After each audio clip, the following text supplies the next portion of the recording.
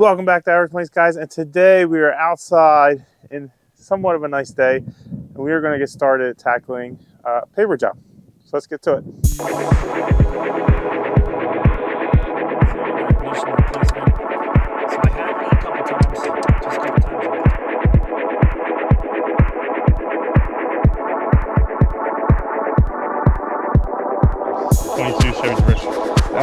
The Ram that if you saw the video, subs. Speaking of which, like and subscribe underneath. Come on now. Welcome back to Average Mice, guys, and like I said, today we are going to be working on paver patio. In the fall, we were lucky enough to have this beautiful pool put in, and I basically wanted to put a paver patio in this area. So I had them kind of stop the concrete for the pool here, and we today are going to start working on the pavers from this point back to almost to the edge of the house. The pool company was kind enough to remove an existing concrete pad that didn't quite take up this whole area, but it did take up a lot of it. They were able to remove that pretty easily, and they also kind of skim coated the ground a little bit to get rid of most of the top layer of grass, because obviously you don't want to compact stone on top of grass, and actually we're going to have to dig down probably even a little bit more than this. So the first steps, what we need to do actually is to get rid of these steps. So these may or may not come back. I haven't decided yet. We may build paver steps up to the deck, or we might just throw these steps back on. They look fine, and this deck is fairly new.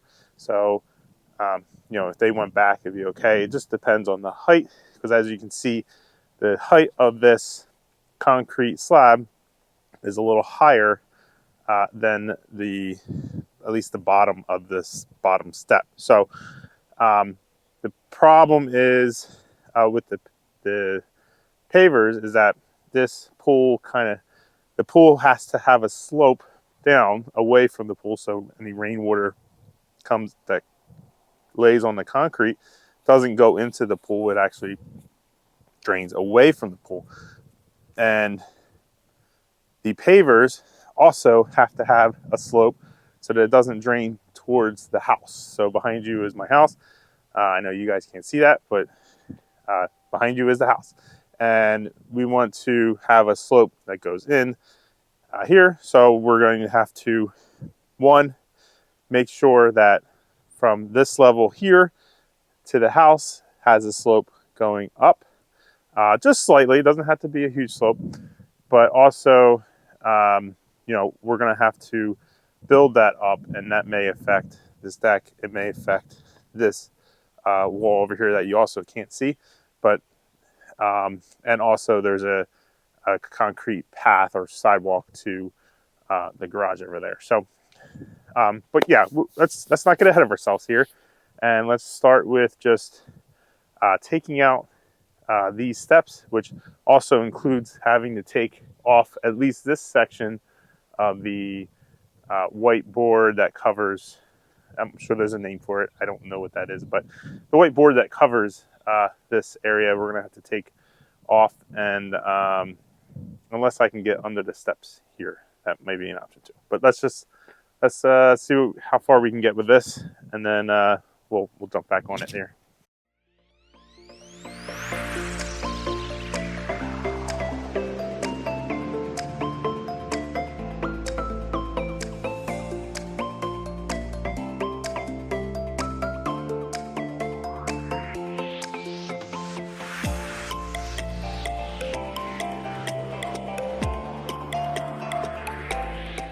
All right, we are back. As you can see, we pulled everything off of the deck and the steps included. We do have a concrete pad sitting right here that we are going to have to take care of, but that will be in a little bit. So what we're now going to do is set up our leveling markers to try to get this ground as level and as low as we need to put our foundation and our pavers to then line up with this concrete pad here. So if you guys are new to the channel, we did a similar setup to level the ground for our average mic garage there. We are going to do the same thing. We have 4 pegs. We actually might need 2 or so more, only because of the distance, although it's not that big of a area. You guys can kind of get an idea of what we're looking at now. But we're not going to go all the way to the house, because that's not typically recommended to go all the way to the house, just because of the water flow. You want to have some kind of, especially anything that comes down, you don't want the concrete to go straight up to the house, especially with pavers. So we'll probably put some plants there. I think the rocks are going to go. Used to be a rock garden there.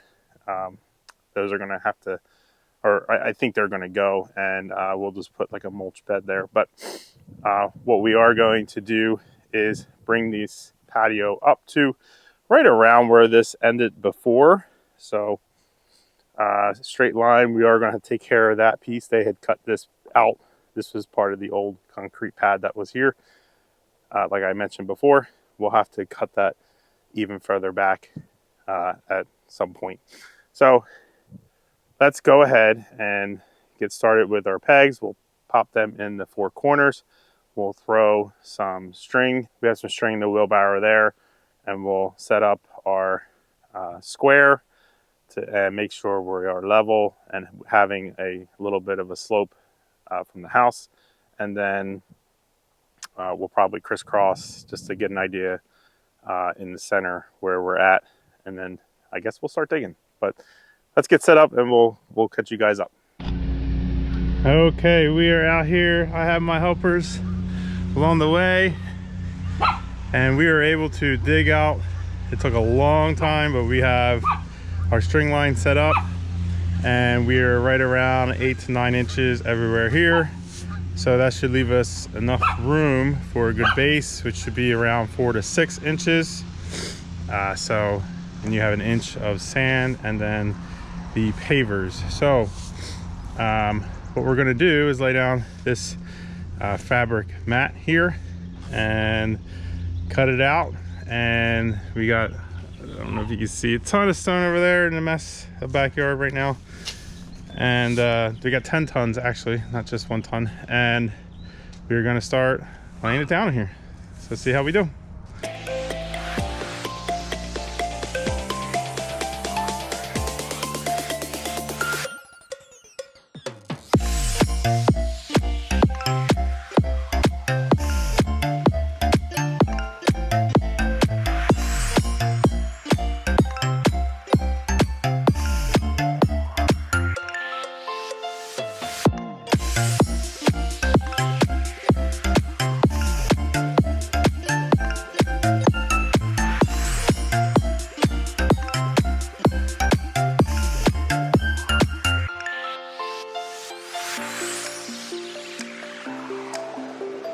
Well, we're back here on this beautiful sunny day, and unfortunately I left you guys out on some of the progress we made, but I will kind of go over what we did. So the last time, or the last shot you had, we were filling in, I think, the second layer of crushed concrete or modified, and we were able to finish all that. The camera dies or the space runs out, and that just happens. So however far we got with that, I ended up finishing the entire patio, and then we got the tamper here today and just tamped it all down. So we tamped it down, and then we went through, and I'll show you real quick. We went through and made this board. I found the straightest 10-foot board at Home Depot I could find, paired it along with the straightest 8-foot board that I could find, and we kind of went from there. And we have our channel drain here that we're going to use across, and we set that up. We want about 3 inches for the sand that we're going to be putting down, and then the paver on top of it. The sand you want about 1 inch of, and I'll show you when we go to do that. And the paver is, I think, 2 3/8 of an inch. The sand should compact with the paver, and and it should bring it down to about 3 inches. So what we ended up doing was making sure that we were 3 inches. And I know that the channel drain is not quite there. The channel drain itself is 3 inches. I don't think that's an accident. So the channel drain itself is 3 inches. We wanted to make sure that was flush with the concrete here. And then I'm actually short one, so I have to go get another one. But so we made that perfect. And then we lined up our 2x4. Even though the 2x4 is 3.5 inches, we just knew about a 1/2 inch would stick up. And we went through and made sure that this end all the way down was level, or not quite level, right? We want 1/4 of an inch every 10 feet, or at least that's what I did. Some people do more than that. Some people recommend more than that. You want to drain it down away from the house, like we had talked about. And a buddy of mine who does it, he said, more than 1/4 inch every 10 foot, you're gonna probably notice it when you're sitting. So but that's what we went with, 1/4 inch channel drain here. So both the pool concrete and then the paver should flow right into this channel drain, and we should be good. So what I ended up doing, like I said, making sure that from here to here was a little off level, and I kind of calculated about it's almost 20 feet. I think we're right around 18 feet wide. So we were looking right around a 1/2 inch of grade down for that water drainage. So we made that setup, and we went through and made sure the edges were pitched correctly. And then we went back and filled in any gaps that we had here. And that took a little while, but yeah, we just went through, filled in any low spots, high spots. I'm not saying that it's 100% perfect, but I believe that's what the sand's going to help out with. So in the next step here, we will be using 3/4 inch, I believe, 3/4 inch PVC pipe, which has a 1 inch diameter outside diameter. And then we'll lay those down. We'll use just a normal 2x4, screed it down, and then start laying some pavers. So we'll probably do sections at a time, and yeah, go from there. We're probably going to start in that corner over there. I'm going to try my best. I think what I want to do is just lay out the pavers so I don't have to cut anything from here to here. Wherever it lands, where I don't have to cut any pavers, that's what I'm going to do, because obviously that's the easiest thing to do. But from this side, and obviously in that corner, but this side to this side, we're going to have to cut something, I'm sure. So we'll deal with that when we come to it. But yeah, so we do have excuse the mess here. Everything is super messy. When you're focused on one project, everything else kind of goes to the wayside here. But we did get a paver delivery today. Here is the pavers we were using, and that's for the center. And then down here, I don't know if you can see it, but it's a little bit darker of a paver. That'll be the border for it. We have some polymeric sand, and we have some of our base sand here, just in bags. So we'll get that over there, get the pavers over there next, and go from there. So let's it's probably gonna be a different day for us, but let's go ahead and fast forward to maybe a couple days from now. We're gonna start doing that. All right, like I said, we are at a new day here, and we were able to touch some things up around here. Most importantly, we got all of our channel drain in place to the length that we needed. We used some construction adhesive, outdoor construction adhesive. I think it's called Premier, I don't know, P1 right. And I also use some silicone in between the gaps where they connect, just so that we don't have any leaking. So that is all in place. And what we're gonna do now, as you can see, I got a whole wheelbarrow full of sand ready to go. We have some pipe, a 1/2-inch pipe. We have some pavers stacked up. We're gonna start laying some pavers. So you'll kind of see that process happening.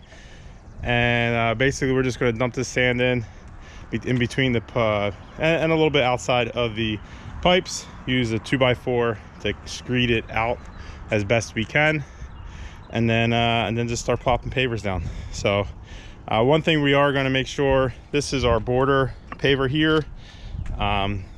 It's going to be laying long ways around the border, so I do have to measure out and make sure that, even though this corner is an odd corner anyway, I don't want any little slivers or pieces. So with the border, we're going to be doing that, making sure we are good there. And actually, I probably won't care too much about this corner, but that back corner is where we don't want a sliver. Here is going to be, you know, best effort at that point. But from side to side, we're going to line up with this side to the deck side, and then measure that out, make sure we're not, again, left with any slivers or anything like that, little small pieces that we have to cut, and then start laying out the pavers.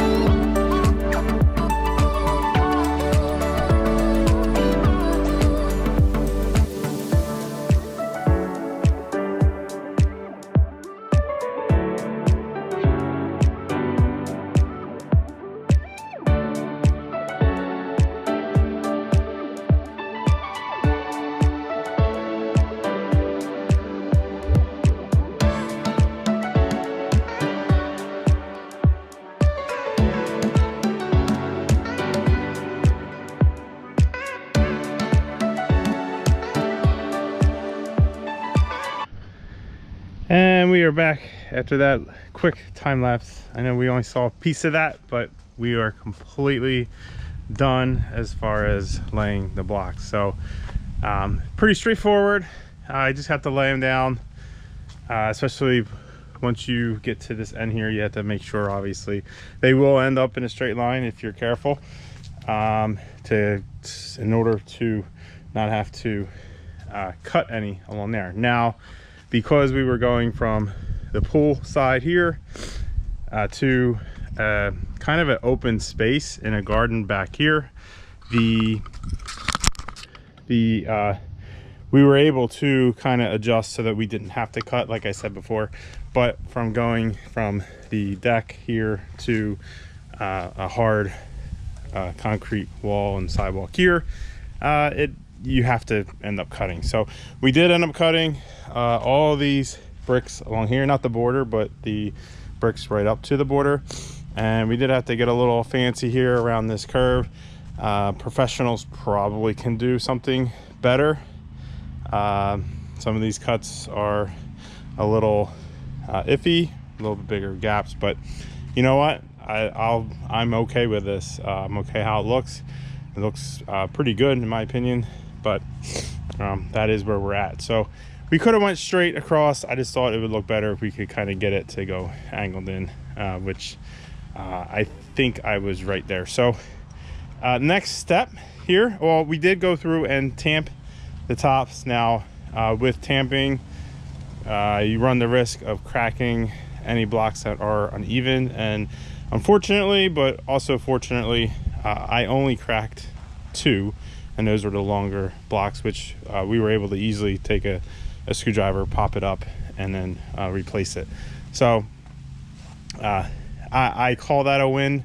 Again, professional probably has a better base than I did. You know, they do it multiple times, probably a couple times a week, setting that stuff up. And they probably have a better eye for being perfectly level. Again, I do not. I'm not a professional. I'm not claiming to be. But in the end, I think we're turning out to be a really awesome looking patio with obviously some defects that I know, but maybe others, especially if you're not in the business of pavers, you may not notice. So we'll keep that a secret to us. But anyway, next steps are to use this polymeric sand to fill in the gaps. Now, from what I'm told, you basically just open the bags, dump it out, and then use a brush, which I have somewhere over there, and just brush it in to the cracks until it's all gone. So I kind of spread the bags out here, and we're just gonna go and do that. And then after we're all done and we clear out everything, all the excess off the top, and then we'll go and spray the hose to kind of not soak it but wet it to kind of activate the sand, and we should be good to go. One thing I'm going to do is put a tape, probably some painter's tape, over top of this channel drain. That way no sand gets inside of it and clogs that up prematurely. So we'll go ahead and do that, lay our sand down, and then I'll come back and show you the final result.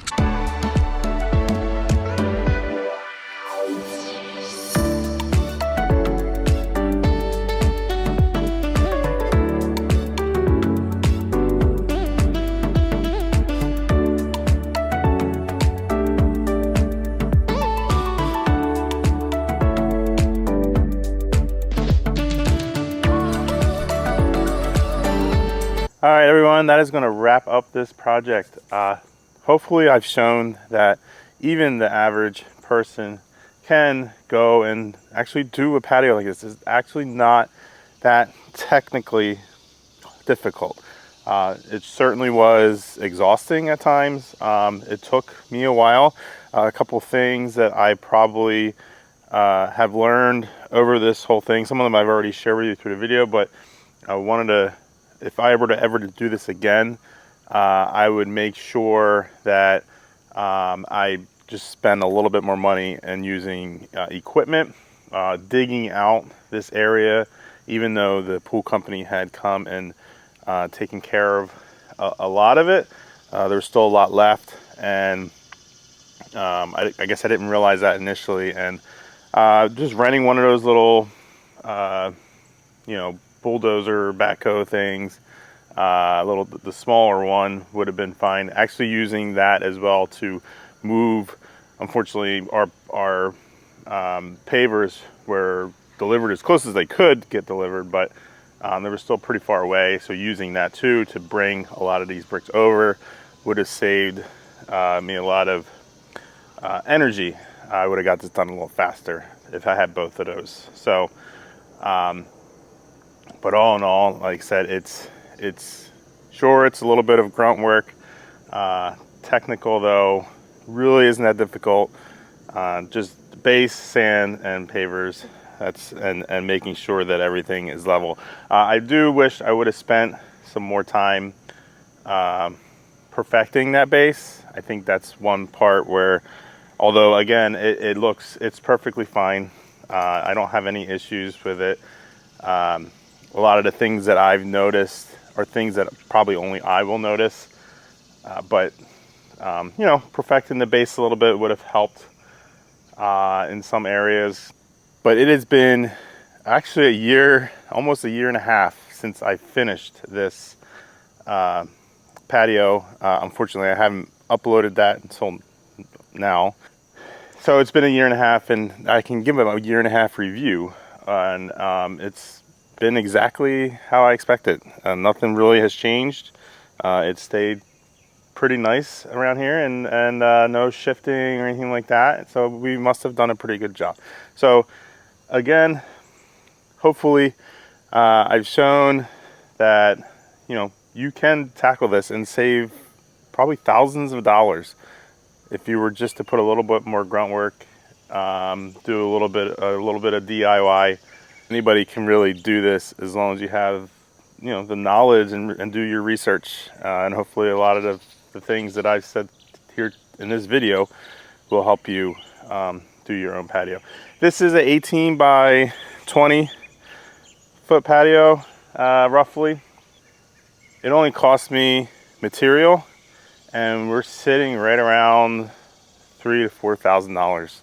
So I know if we were to quote this out from a company, a good company to come out and do similar work, we would easily be double that. So again, if you don't mind, well, I didn't use gloves, so because of that, my fingerprints were basically gone for at least a month. My laptop wouldn't accept my fingerprint for a good month before they kind of grew back, and everything was good just from getting sanded off from the bricks. But should have wore gloves. Another tip there, definitely wear gloves. But